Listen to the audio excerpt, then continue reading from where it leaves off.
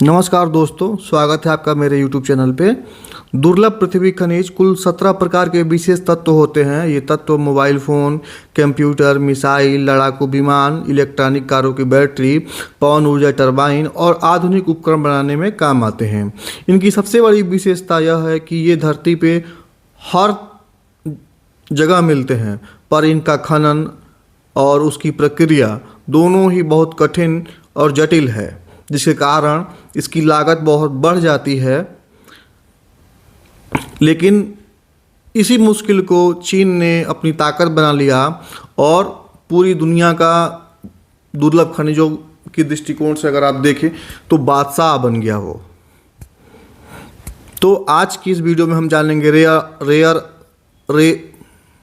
Rare earth minerals क्या होते हैं, रेयर अर्थ मिनरल्स कहाँ कहाँ उपयोग होता है, रेयर अर्थ मिनरल कहाँ कहाँ पाए जाते हैं, रेयर और अर्थ मिनरल में चीन ने अपनी मोनोपोली कैसे बनाई और भारत की जो वर्तमान स्थिति है इस क्षेत्र में वो क्या है। तो चलिए शुरू करते हैं।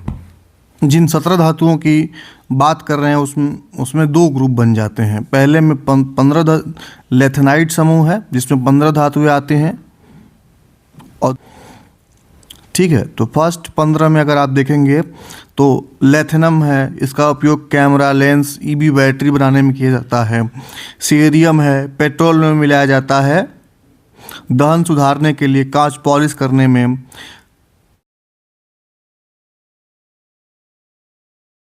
नियम है, हवाई जहाज इंजन वाले सुपर धातु है। इसके बाद आपका डाइमियम है, चुंबक, EV motor, drone, speaker, headphone. इसके बाद आपका प्रोथियम है, परमाणु बैटरियां, घड़ियों में यूज़ किया जाता है। उसके बाद सेरियम है, मिसाइल और रक्षा के चुंबक, डिफेंस के क्षेत्र में जो यूज़ किए जाते हैं उसमें इसका उपयोग किया जाता है। यूरोपियम है, टीवी और मोबाइल स्क्रीन में लाल रंग के लिए इसका उपयोग किया जाता है। गैडोलिनियम है, एमआरआई और न्यूक्लियर रिएक्टर में यूज़ किया जाता है। टर्बियम है, लेजर, स्मार्टफोन, स्क्रीन में यूज़ किया जाता है। डिस्प्रोसियम है, ऊर्जा कुशल चुंबक, इलेक्ट्रॉनिक व्हीकल और विंड टर्बाइन में यूज़ किया जाता है। होल्मियम है, बहुत शक्तिशाली चुंबक बनाने में किया जाता है। आरबीएम है, fibre optic internet data signal. इसके बाद आपका थूलियम है, लेजर और एक्सरे मशीन में किया जाता है। इसके बाद आपका इंटरबियम है, स्टील को मजबूत बनाने में किया जाता है। इसके बाद आपका ल्यूटेशियम है, कैंसर की दवाई और स्कैनिंग डिवाइस बनाने में किया जाता है। और जो दो धातुएं हैं इसमें इनको भारी धातु कहा जाता है। इसमें स्कैंडियम है, मिसाइल, फाइटर जेट, हल्का किंतु मजबूत धातु होता है ये। इसके बाद इरिटियम है, LED, laser, superconductor, cancer का इलाज में किया जाता है। ठीक है। और इसमें सबसे जो महत्वपूर्ण है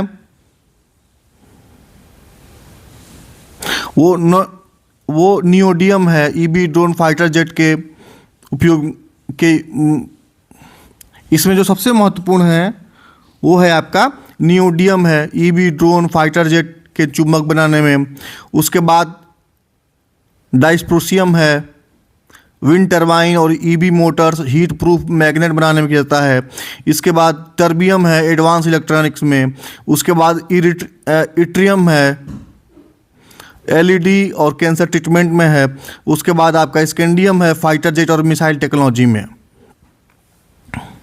और इसमें जो भारत के लिए सबसे महत्वपूर्ण है वो नियोडियम है, डाइस्पोर्सियम है और टर्बियम है। ये चाइना के पास सबसे ज़्यादा है। लगभग 60% की माइनिंग और 90% की प्रोसेसिंग चीन ही करता है। दुनिया में रेयर अर्थ मिनरल्स कहाँ कहाँ पाए जाते हैं? रेयर अर्थ मिनरल्स लगभग 40 देशों में मिलते हैं, लेकिन उत्पादन, शोधन और निर्यात में कुछ ही देश आगे हैं। चाइना सबसे बड़ा स्रोत और सबसे बड़ा उत्पादक। चाइना का इनर मंगोलिया में बियान ओबो क्षेत्र दुनिया में सबसे बड़ा रेयर अर्थ मिनरल्स का भंडार है। साथ ही सिचुआन और शैंडोंग प्रांत भी महत्वपूर्ण है। चाइना अकेले पूरी दुनिया की 60% खाद्यान्नों से निकालता है और 85 से 90% प्रोसेसिंग भी यहीं होता है। उसके बाद आपका अमेरिका है। कैलिफोर्निया में माउंटेन पास माइन है। पहले सबसे बड़ा प्रोड्यूसर था, पर बाद में चाइना से compete नहीं कर पाया। ऑस्ट्रेलिया है। पश्चिमी ऑस्ट्रेलिया में माउंट वेल्ड दुनिया की उच्च गुणवत्ता वाली रेयर अर्थ भंडारों में से एक है। ऑस्ट्रेलिया और यूएसए जापान को सप्लाई करता है। ऑस्ट्रेलिया यूएसए और जापान को सप्लाई करता है। रसिया है। पेनिनसुला और साइबेरिया के कुछ हिस्सों में रिजर्व मौजूद है। भारत है। भारत में रेयर अर्थ के भंडार अच्छे हैं। 5वां स्थान है भारत का विश्व में रेयर अर्थ मिनरल्स के मामले में। भारत में तमिलनाडु में मिलता है, केरल में मिलता है, आंध्र प्रदेश में मिलता है, उड़ीसा में मिलता है। बट हमारी जो प्रोसेसिंग कैपेसिटी है वो बहुत लो है। ठीक है। ब्राज़ील है। उसके बाद वियतनाम है। वियतनाम दुनिया का दूसरा सबसे बड़ा कंफर्म रिजर्व है, लेकिन प्रोडक्शन वहाँ पर भी कम है। मलेशिया है, कनाडा है, अफ्रीका है।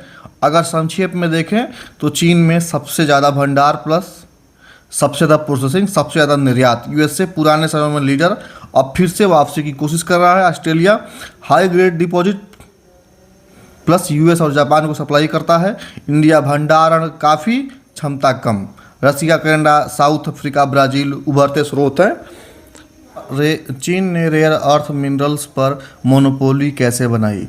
चीन ने यह मोनोपोली एक दिन में नहीं बल्कि धीरे धीरे 30 साल की योजना से बनाई। इसको समझने के लिए 5 बातें याद रखिएगा। सस्ती कीमत पर रेयर अर्थ को बेचकर बाकियों को व्यापार से बाहर निकाल दिया। 1990 के दशक में चीन ने रेयर अर्थ को बहुत ही कम दामों पर दुनिया में बेचना शुरू किया। ऑस्ट्रेलिया, अमेरिका, कनाडा, ब्राज़ील इन सब देशों की खदानें महंगी उत्पादन लागत के कारण बंद हो गई, क्योंकि बाजार में चीन का माल बहुत सस्ता था। यहीं से चीन का पहला कब्जा बन गया। प्रोसेसिंग टेक्नोलॉजी में मास्टरी हासिल की। रेयर अर्थ को कच्चे रूप में निकालना आसान है, लेकिन इसे प्रोसेसिंग करना सबसे कठिन। दुनिया की सबसे मॉडर्न प्रोसेसिंग प्लांट चीन ने बनाए। आज दुनिया की 60% खदानें चीन के पास है और 85 से 90% प्रोसेसिंग चीन में होती है। रेयर अर्थ को स्ट्रेटेजिक रिसोर्स घोषित कर दिया। चीन ने कहा यह सामान्य धातु नहीं है, यह राष्ट्रीय सुरक्षा की धातु है। सरकार ने खदानों पर सख्त नियंत्रण लगाया, विदेशी कंपनियों को बाहर रखा, निर्यात पर नियम लगाए। रिजल्ट, दुनिया रेयर अर्थ के लिए चीन पर निर्भर हो गई। फिनिश प्रोडक्ट्स बना करके सबसे बड़ा निर्यातक बन गया। चीन ने रेयर अर्थ सिर्फ बेचे नहीं बल्कि रेयर अर्थ से बना सामान भी चीन ने रेयर अर्थ सिर्फ बेचे नहीं बल्कि रेयर अर्थ से बने सामान भी बनाने लगा, जैसे mobile parts, EV Motors, wind turbine parts, military radar system. मतलब कच्चा माल भी चीन का और बना हुआ सामान भी चीन का। जब चीन का पूरा कंट्रोल बन गया तब एक्सपोर्ट पे बैन लगा दिया। 2010 में चीन ने जापान को रेयर अर्थ निर्यात रोक दिया। उसका असर जापान की इलेक्ट्रॉनिक्स इंडस्ट्री हिल गई। अमेरिका और यूरोप समझ गए कि चीन के बिना रेयर अर्थ को रोकना असंभव है। अमेरिका और यूरोप समझ गए चीन को बिना रेयर अर्थ के रोकना असंभव है। यहीं से चीन की मोनोपोली पूरी हुई। एक लाइन में निचोड़, चीन ने रेयर अर्थ पर नियंत्रण, सस्ते दाम, जबरदस्त प्रोसेसिंग टेक्नोलॉजी, सरकारी रणनीति, निर्यात नियंत्रण के जरिए बनाया। आज दुनिया की आधुनिक तकनीकी उसकी मुट्ठी में है।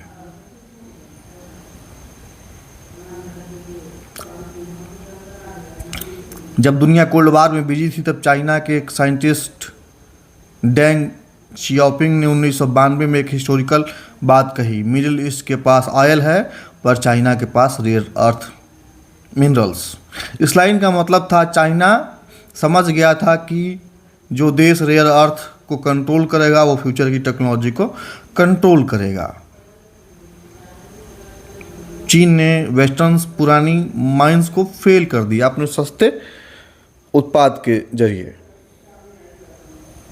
बात करते हैं भारत की स्थिति की। भारत के पास रेयर अर्थ का भंडार है। भारत के पास काफ़ी अच्छा भंडार है, विशेषकर तमिलनाडु के तटीय इलाकों में, केरल के तटों पर, उड़ीसा में, आंध्र प्रदेश में।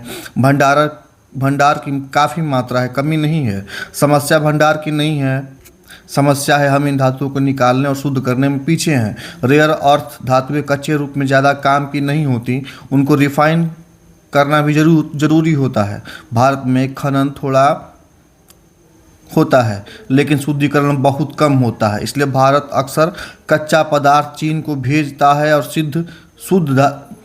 भारत अक्सर कच्चा पदार्थ चीन को बेचता है और चीन शुद्ध धातु बनाकर हमें ही महंगे दाम पे बेच देता है। भारत चुंबक, electric motor, drone, missile guided system, पवन चक्की के टरबाइन, इन सब में इस्तेमाल होने वाली रेयर अर्थ धातुएं अभी भी चीन से ही खरीदता है। यह राष्ट्रीय सुरक्षा के लिए एक जोखिम है। भारत के इस क्षेत्र को एक सरकारी कंपनी IREL नियंत्रित करती है, जिसकी प्रोसेस अनुमति लेनी पड़ती है, सुरक्षा जांच होती है, पर्यावरण नियम सख्त हैं, प्राइवेट कंपनियों को कम मौका मिलता है। इससे गति बहुत धीमी है। हालांकि पिछले 3 सालों में ऑस्ट्रेलिया, जापान, USA को साथ मिलाकर भारत ने रेयर अर्थ मिनरल्स का सप्लाई चेन सहयोग शुरू किया है। भारत में रिफाइनिंग प्लांट लगाने की योजना बनाई जा रही है। प्राइवेट कंपनियों को अब धीरे धीरे एंट्री दी जा रही है। इसका मतलब है कि भारत भविष्य में निर्भरता कम कर सकता है। तो दोस्तों,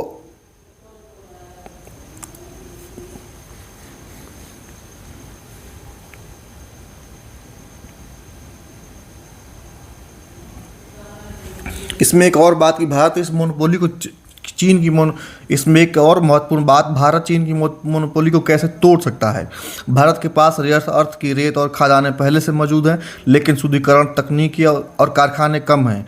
काम क्या करना है? भारत में अपने देश में ही रिफाइन प्लांट लगाने होंगे। चीन को कच्चा माल भेजना बंद करना होगा, यानी कच्चा माल भारत के ही धातुओं में बदलो। प्राइवेट कंपनियों को एंट्री देनी होगी। टाटा, वेदांता, JSW, L&T जैसी कंपनियों को एंट्री दें। 3 साल में प्रोडक्शन बहुत तेज़ी आएगा। बड़ी कंपनियों के पास पैसा, मशीन और टेक्नोलॉजी तीनों होता है। ठीक है दोस्तों, अगर हमारा कंटेंट आपको अच्छा लगे तो चैनल को लाइक करें, सब्सक्राइब करें। धन्यवाद।